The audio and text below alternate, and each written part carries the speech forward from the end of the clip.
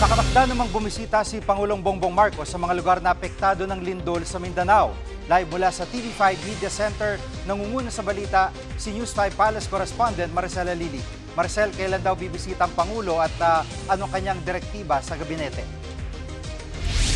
Jiggy, wala pang partikular na petsa kung kailan pupunta si Pangulong Bongbong Marcos dyan sa Mindanao para inspeksyonin yung mga kapatid natin na naapektuhan ng pagyanig ng lindol. Bagamat siniguro ni Palace Press Officer Undersecretary Claire Castro na plano ni Pangulong Marcos na magpunta dyan para i-check at i-assess yung sitwasyon, pero ayaw niya raw kasi makipagsabayan kumbaga doon sa peak ng pagresponde ng mga kapatid natin na naapektuhan nitong lindol dahil mahahati raw ang atensyon. So, inaantabayanan lang natin kung kailan yung eksaktong petsa, Jiggy.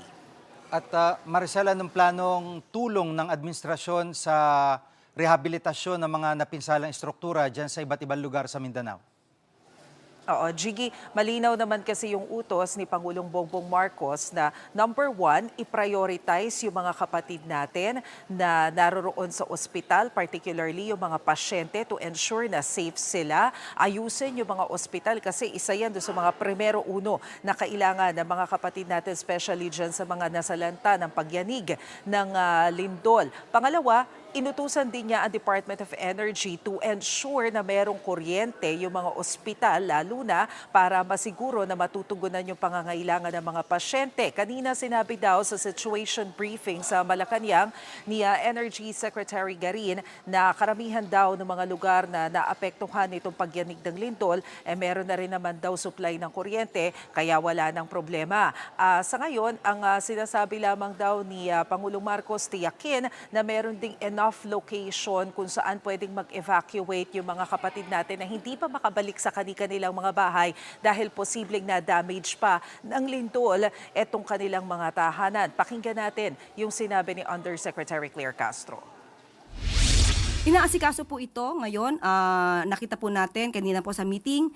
Yan po ang inuna ng Pangulo na ang mga kababayan natin na walang matirahan ay maaari sila munang manatili sa evacuation centers at sa mga provided na tents na sinasabi po ng DSWD.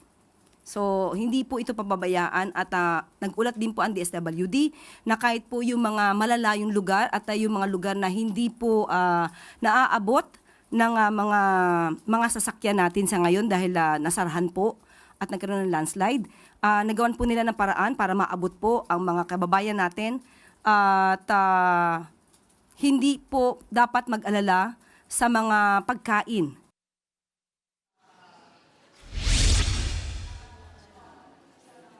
Jiggy? Yan ang ulat ni Maricela Lili live mula sa TV5 Media Center. Mga kapatid, Jiggy Manikad po, pagdating sa mahalagang balita sa loob at labas ng bansa, dapat una sa lahat, mag-follow at mag-subscribe na sa social media pages ng News 5.